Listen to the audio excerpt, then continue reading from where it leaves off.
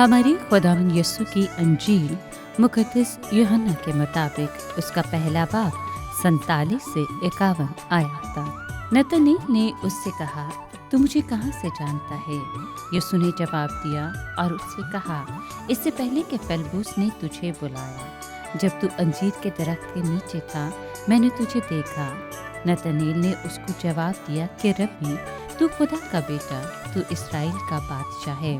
यीशु ने जवाब में उससे कहा, क्या तू इसलिए ईमान लाता है कि मैंने तुझसे कहा कि मैंने तुझको अंजीर के दरख्त के नीचे देखा?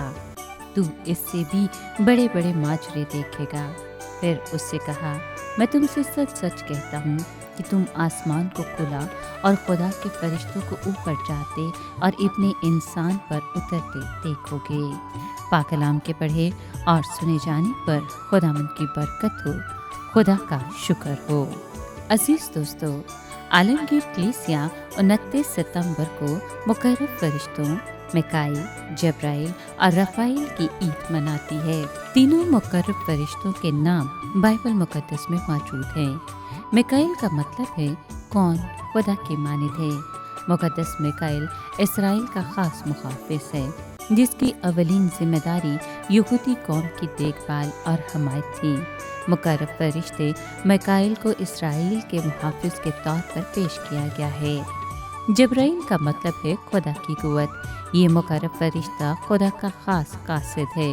जब्राइल की मस्तदी खुदा के हर मुबशर के लिए मिसाली नमूना है। जब्राइल फरिश्ते ने जवाब में ज़िक्रिया से कहा, मैं जब्राइल हूँ जो खुदा के हजूर खड़ा रहता हूँ और मुझे इसलिए भेजा गया है कि खुदा से कलाम करूँ और इन बातों की खुशखबरी तुझे दूँ। रफ़ाइल का मतलब है खुदा शिफा देता है।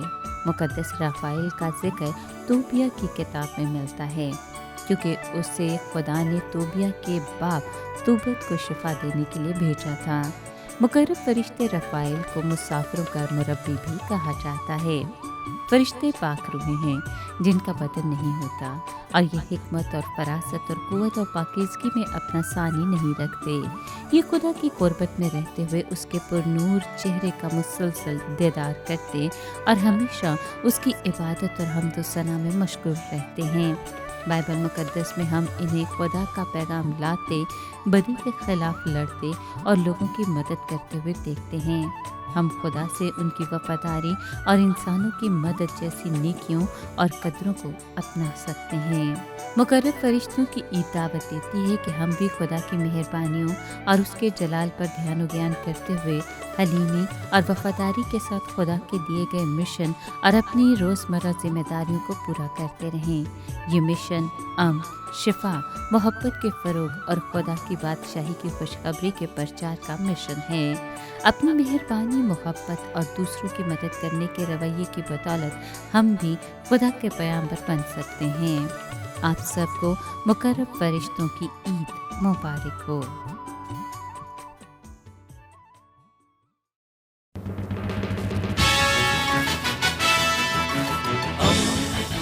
दोस्ती का पैगंबर, रेडियो वेरितास एशिया।